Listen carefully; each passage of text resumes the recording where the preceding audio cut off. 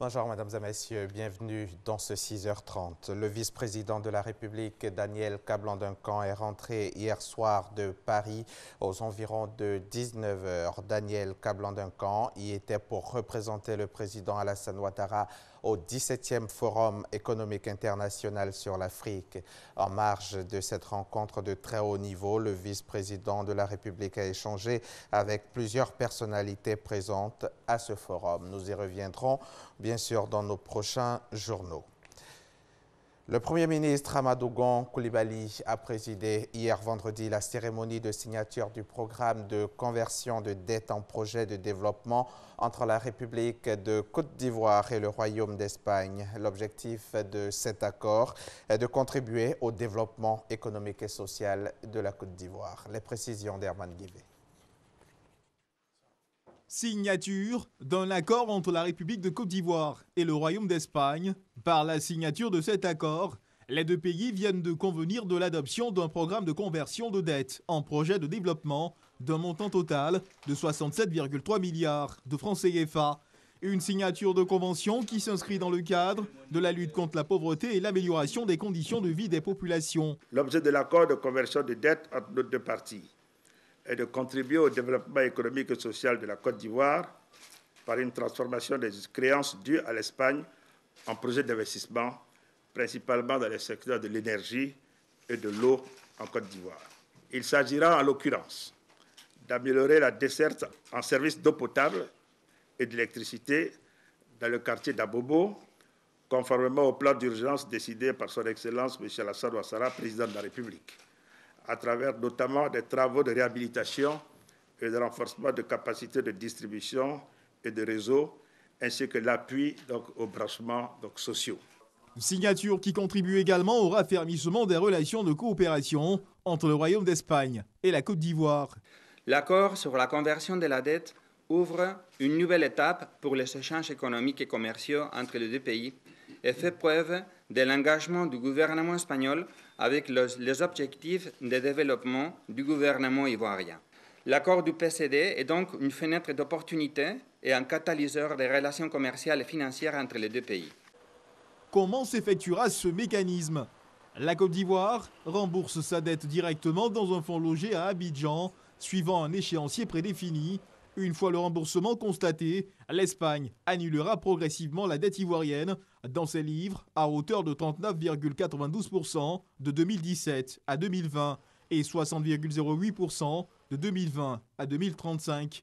Les ressources qui composent le fonds Côte d'Ivoire-Espagne seront déposées dans un compte courant libellé en francs CFA, agréé par le comité binational qui ne sera assujetti à aucun frais de gestion.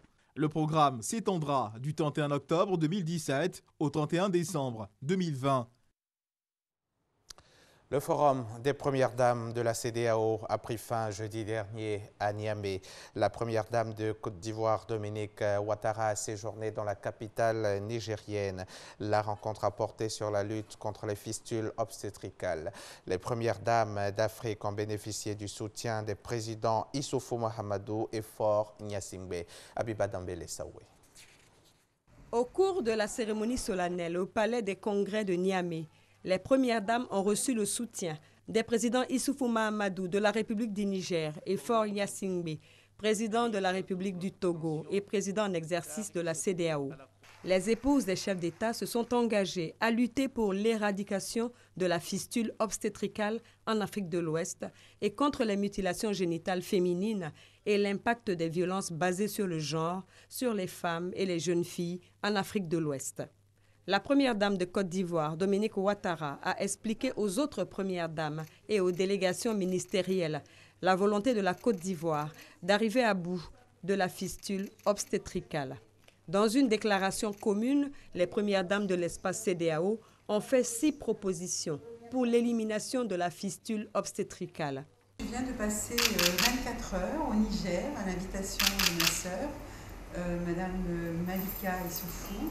Et je voudrais tout d'abord les remercier, elle-même et son époux, le président de la République, pour leur accueil aussi chaleureux. J'ai passé quelques heures extrêmement agréables et nous avons beaucoup travaillé avec les premières dames sur l'éradication des fistules obstétricales. Vous savez qu'en Afrique, beaucoup de jeunes filles sont victimes de cela. Donc nous avons beaucoup travaillé sur comment éradiquer cet état de fait, qui est un fait également sociologique, mais qui atteint un peu la dignité de nos filles.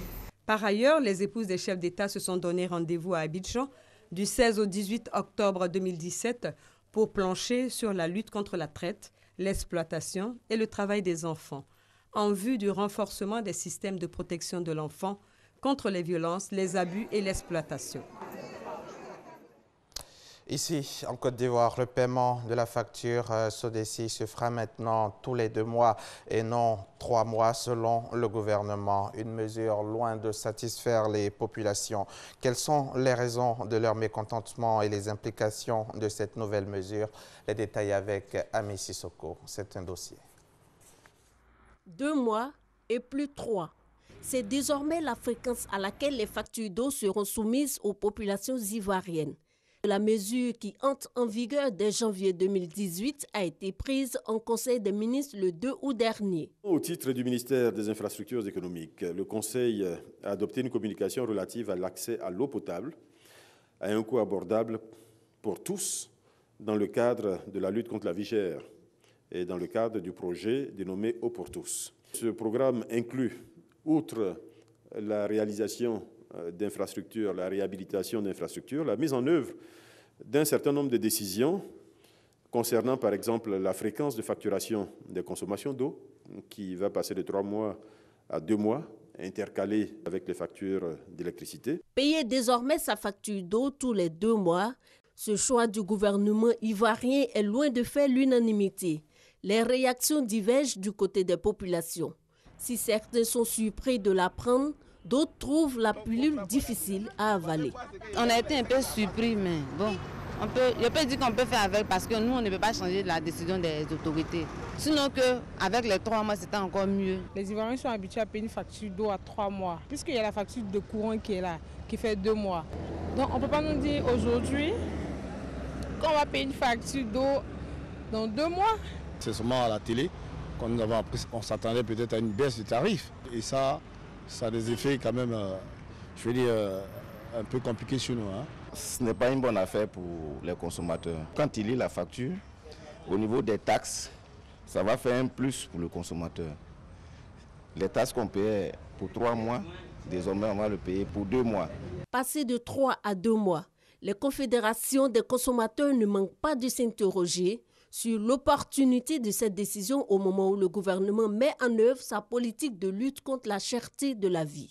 Ce que nous disons, il faut mener les réflexions en profondeur, de telle sorte que l'eau étant une nécessité pour tous les consommateurs, qu'ils soient en ville ou en campagne, que la mesure qui est d'apporter de l'eau ne produise pas l'effet contraire. Le ministère des Infrastructures économiques est formel. En charge de la question, il souligne que la nouvelle mesure vient faciliter à la population le règlement de sa consommation d'eau. Il y a beaucoup d'Ivoiriens qui n'arrivent pas à payer leurs factures. Lorsque vous prenez un citoyen qui est payé au SMIC, c'est-à-dire qui est payé à 60 000 francs CFA, vous comprenez que l'Ivoirien qui a 6 000 francs de facture à payer tous les 3 mois, avec un salaire de 60 000, ça fait 10% de son salaire. Lorsque la facture arrive, il ne peut pas la payer.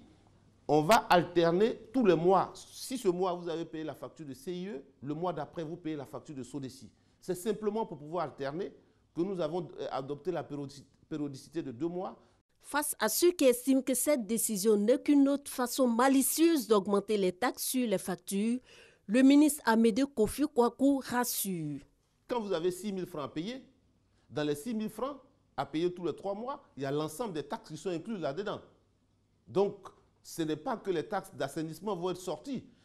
Les 6 000 francs, c'est y compris l'ensemble des taxes. Donc, si on ramène à 2 mois, toutes ces taxes ce sera donc payé au prorata. C'est pour ça que j'ai simplifié, pour dire que la facture de 6 000 francs qui comprend l'ensemble des taxes, désormais, quand vous allez payer 4 000 francs tous les 2 mois, mais c'est y compris l'ensemble des taxes. Donc, si on fait le bilan en fin d'année, ça ne change rien. La réforme de la facturation de la SODECI s'inscrit dans le projet Eau pour tous, dont elle va valoriser le succès. Pour résorber le déficit en eau potable, surtout corriger le dysfonctionnement des réseaux de distribution d'eau en Côte d'Ivoire, Ce sont 200 milliards de francs CFA qui vont être injectés dans le projet qui vise à donner de l'eau à 95% de la population d'ici 2020, contre environ 70% actuellement. Le projet Eau pour tous, c'est la réhabilitation de 21 000 pompes villageoises, la construction de 220 châteaux d'eau, le raccordement de 450 000 abonnés sociaux à 1 000 francs CFA au lieu de 147 000 francs et qui s'ajoute à plus de 930 000 déjà raccordés. L'augmentation de la capacité de la production d'eau dans les chefs-lieux de région en fait également partie. À tout cela s'ajoute l'ensemble des projets structurants, l'extension et la densification du réseau des grandes villes. Ce sont au total 1 320 milliards de francs CFA qui seront injectés par le gouvernement pour l'accès à l'eau pour tous. Dossier réalisé par Ami Sissoko.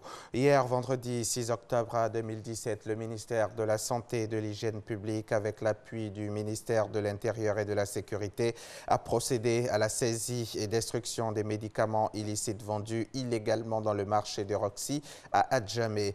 Plusieurs quantités de produits contrefaits ont été incinérées par la police. La police a également démoli les tables, les étagères servant de matériel de vente de ces produits périmés. Cette opération de destruction vise à lutter contre la contrefaçon dans le domaine de la santé. Pour rappel, plus de 330 tonnes de médicaments estimés à plus de 13 milliards de francs CFA ont été saisis au cours de l'année 2017. Football, l'équipe de Côte d'Ivoire a fait match nul, 0 but partout donc face à des Maliens officiellement hors course pour la qualification en Coupe du Monde 2018. C'était hier vendredi 6 octobre à Bamako. Les Ivoiriens restent premiers au classement du groupe C en éliminatoire, mais sont sous la menace des Marocains et des Gabonais qui s'affrontent aujourd'hui même, samedi 7 octobre. L'actualité internationale, en bref, la tension ne retombe pas au Kenya, loin de là. À moins de 3 semaines de la nouvelle élection présidentielle, après l'annulation du scrutin d'août par la Cour suprême, l'opposition au président Uhuru Kenyatta a de nouveau manifesté vendredi 6 octobre à Kisumu, fief du leader Raila Odinga, et à Nairobi. Des rassemblements qui se voulaient pacifiques mais qui ont débouché sur des violences. Après 20 ans d'embargo, les États-Unis ont annoncé vendredi 6 octobre la levée des sanctions contre le Soudan.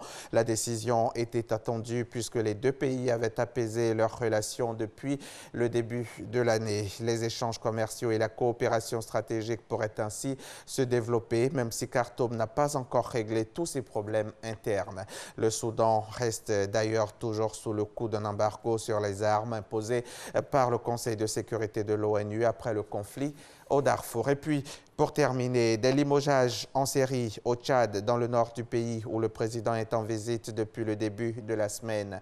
Idriss Déby a remplacé plusieurs hauts responsables de la région de Borkou à la frontière avec la Libye. Ces changements interviennent au moment où le contexte sécuritaire est tendu dans cette zone. C'est la fin de ce journal. Merci de l'avoir suivi. Très bonne suite des programmes sur la chaîne qui rassemble.